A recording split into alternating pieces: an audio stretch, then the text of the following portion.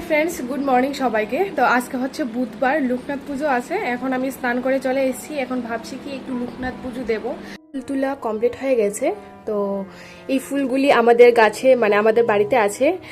এই ফুলগুলোর নাম আমি ঠিক জানি না, তোমরা যদি কেউ জেনে থাকো তাহলে কমেন্ট করে জানাবে।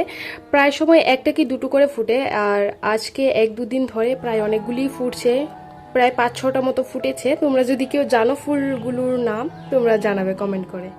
খুব বেশি কিছু দিইনি, সামান্য কিছু দিয়ে পুজো দিচ্ছি।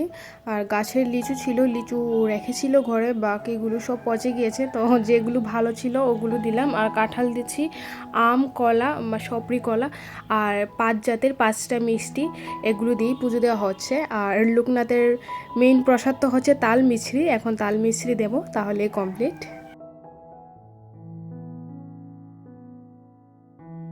এমনি সিম্পলভাবে দিলাম, কোনো বেশি বড় করে নয়, একটু পাইচালি পড়লাম।